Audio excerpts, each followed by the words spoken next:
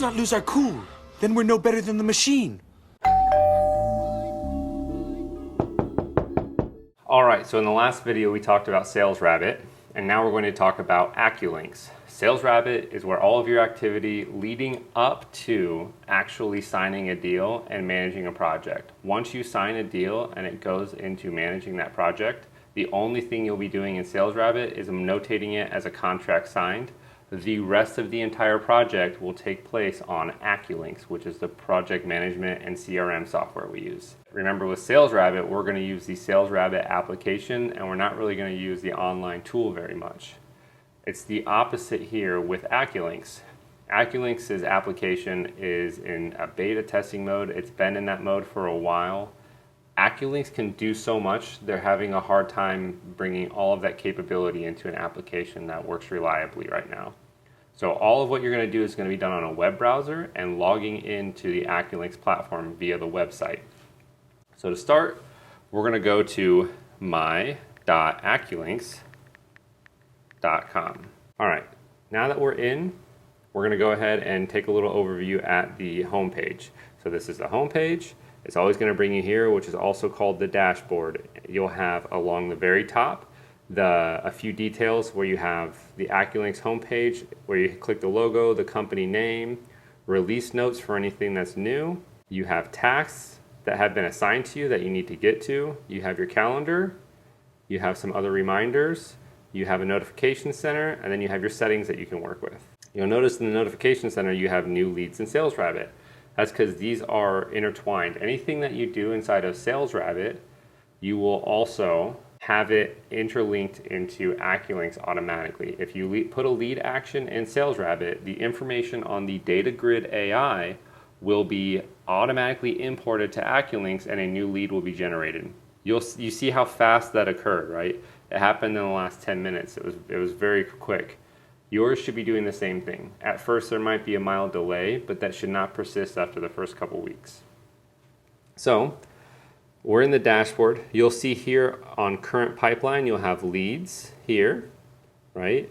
You'll have prospects, that's the orange, approved is the green, completed, and then you'll have invoiced. So these are the milestones that your projects will exist in. You'll see there's 2,466 currently existing leads in Acculynx. So there's a lot of leads. It's a great place to start. If you'd like to follow up on some older leads to get your foot in the door, to get your feet wet, to find a good area, ask your sales manager to have some assigned to you. If you do so, you need to work them. Do not neglect them. Only ask for leads that you can handle that you do intend to follow up on. You have prospect, approved, completed, and invoice. Prospect, we currently have 64 projects in prospect, 23 in approved, 1 in completed, and 4 in invoiced. You'll want to reference the project lifecycle and timelines document to understand the actual deadlines and timelines you have to work within. For example, a lead should not be, once it's moved to prospect, should not be in prospect for longer than 2 weeks. Once it moves to approved, you have to submit that item for approved, and then once it's accepted as approved, the project manager, the claims manager, will take over for the next steps in the process. However, you have 2 weeks to get it from signed to submitted for approved. That's not 2 weeks as in you can wait till the 13th day and try to scramble. We expect it to be done in 4 days, but sometimes things come up, but a situation should not go more than 2 weeks. I have not had a situation go longer than 2 weeks. That was not the neglect of the rep. So let's continue. To sign a deal, you can either A, look up the prospect that you had from Sales Rabbit by just typing in the name, and it will automatically pull up. So if I hit Johnson, it'll bring up the Johnsons that we have, and you can select the Johnson for yourself. The next thing that you can do is you can create a new lead. So you can hit up here in the upper left-hand corner, you're going to see a drop-down that says New. You're going to select Lead, and then you're going to enter your information. So I'm going to sign myself up. Ryan Tempel, category, let's say residential. I am in insurance repair, and I am in roofing, but I also have a shingle roof. Let's say that I got this lead from door knocking, because that's how most of your leads are going to come from. Either door knocking or referral will be your predominant leads, maybe a yard sign here or there. We're going to enter the office phone number. We're going to enter the email. We're going to enter the street address. And let's say the insurance company is National General. All right, so we have everything there. Now let's say that you don't have an insurance company. You're going to select other, and then you're going to type in the insurance company. Yes, there is an insurance company called Electric, and they're actually pretty good. Now at the bottom, you may or may not be able to assign the lead. I am not entirely sure if the sales role can do that, but if you do, you're going to assign it to yourself. Now we're going to hit Save New Lead, and it will open the New Leads project folder for us. From here, this is where you're going to sign the homeowner up. Now, you need to, prior to moving forward with the claims process, and I highly recommend that you do it before disturbing the homeowner after getting off the roof, is to run a storm report. And we'll cover those instructions inside of the weather guidance and storm reporting video. For now, we're going to assume that you did that and you got a date of loss for the claim. So we're going to say that the date of loss was, let's say September 11th is a good storm. 9/11 was bad. And we have a claim number. So you're going to call in the claim and get a claim number. Once you have the claim number, you're going to enter it here. Right? But the damage location is the roof, and the claim was filed, and you filed it today when you called the insurance company. Perfect. You're going to hit save, and that's going to upload the claim information under the insurance. See the claim number there. You need to do this prior to signing the Smart Docs contract with the homeowner, because that contract auto-populates from the fields in this Acculynx lead. So this Acculynx project form.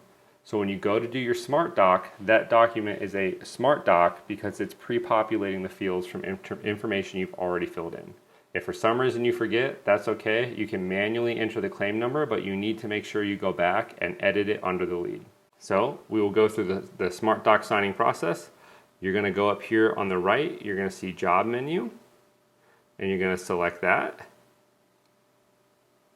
See Job Menu, you're going to select that, and then you're going to go to Documents. From Documents, you're going to go to this blue button in the upper left-hand corner. You're going to select New, Smart Doc.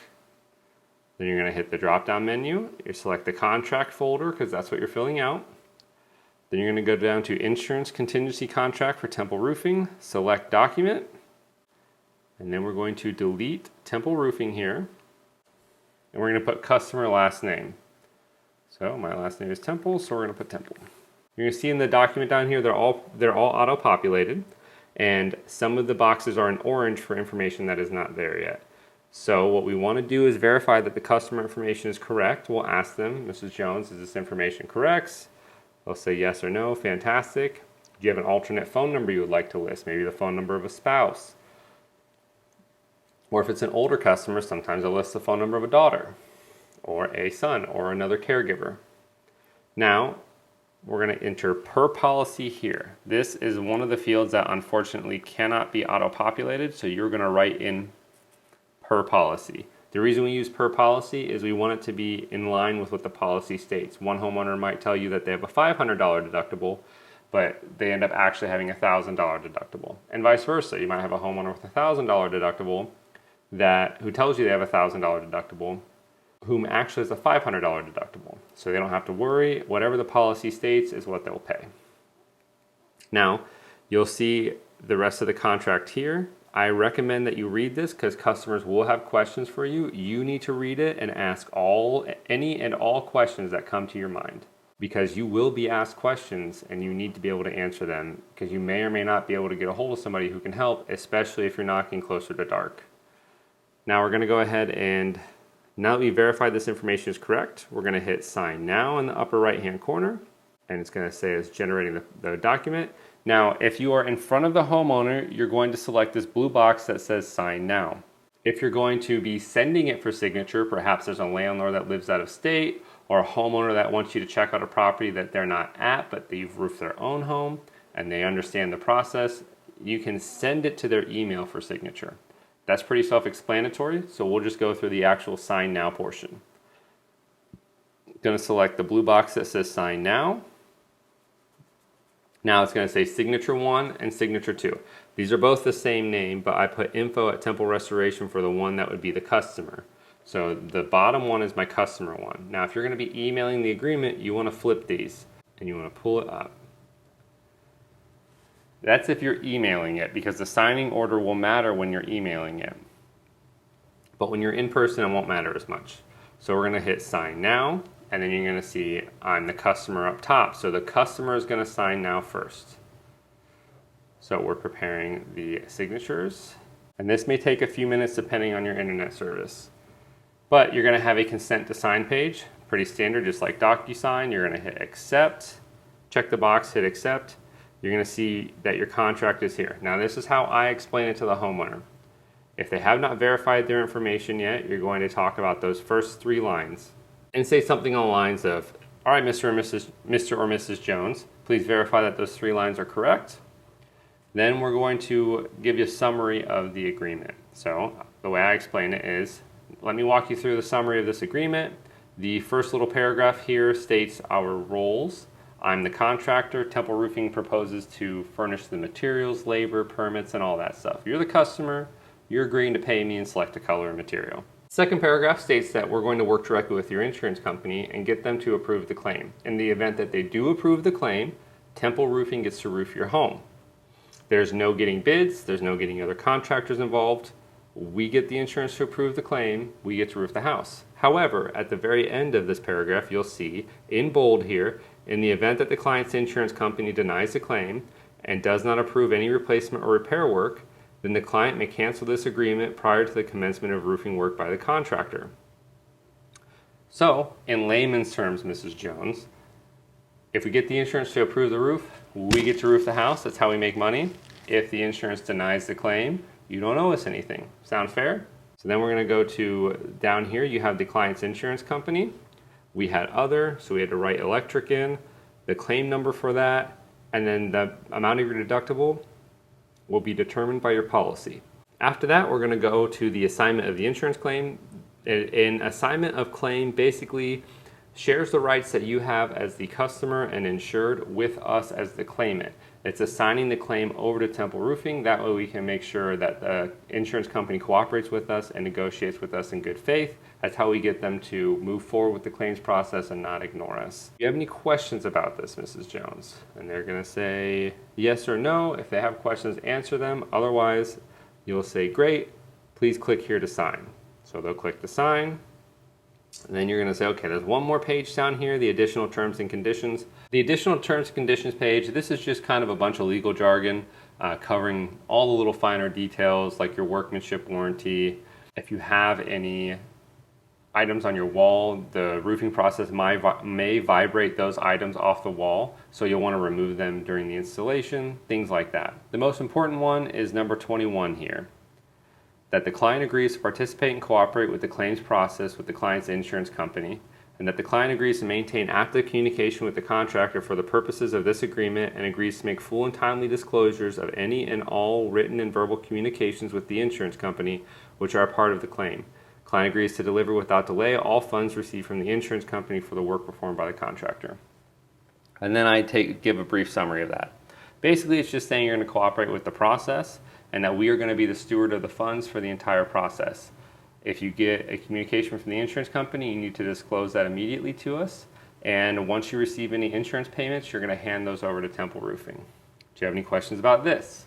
They may say yes, they may say no. If they say no, say great. I have you click here to sign with your initials. They will click.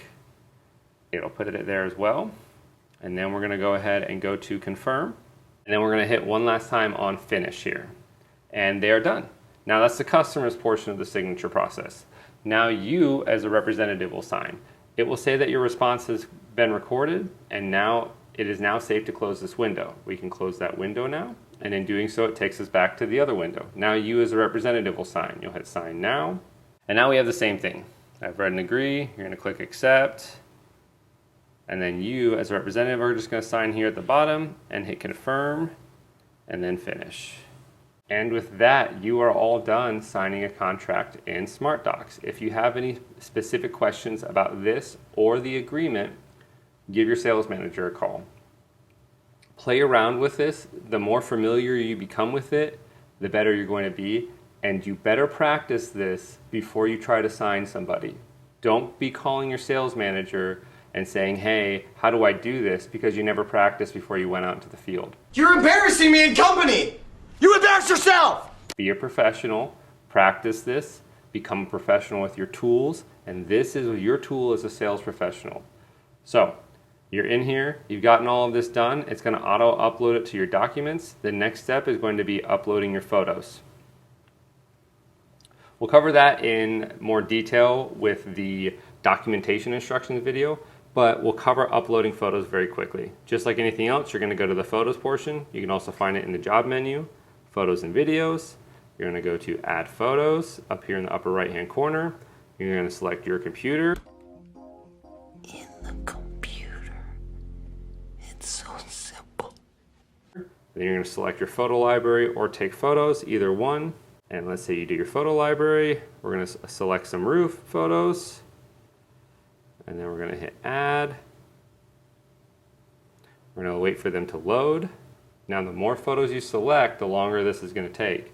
So this is why we say that the night you get home from your project, or the night you get home from knocking doors, upload photos for all of the projects you signed that day, and do that overnight, because it may take 6-7 hours if you've got slower internet or really big file sizes for the photos. You can see here with me talking, the middle photo didn't load very quickly. I'm going to go ahead and just cancel that one, and we have our photos. You can tag them, and we are going to tag them as before because this is prior. We're going to hit apply, and then we're going to hit upload. Now it's going to upload them to the project folder, and here are our photos.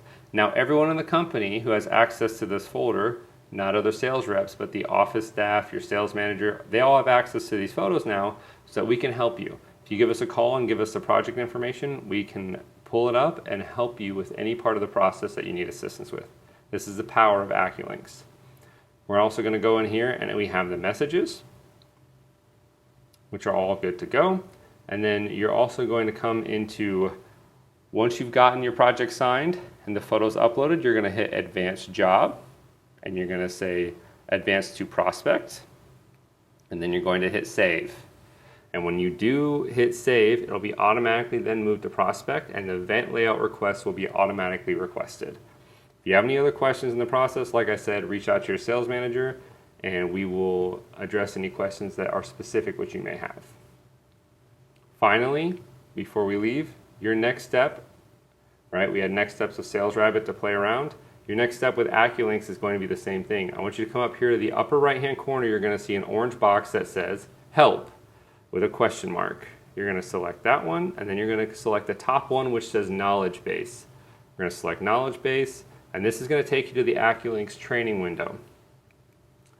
You don't have to look at all of these, right? Administrative settings and tools, integrations and add-ons, those things don't matter to you. But leads and jobs and estimating and ordering are both going to be very important for you. So you need to click on that, and then you need to take a look at these videos. These are very short videos and articles, right? They're not going to take a whole lot of time, but you need to learn how to actually use this tool and spend time learning before you get out in the field. So estimating and ordering and leads and jobs, you need to go through each of these and study them. But otherwise, be great.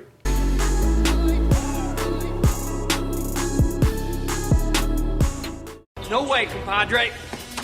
We got 30 years worth of files right here in this computer that are gonna bring you down. Oh no. Down! Where'd all the files go?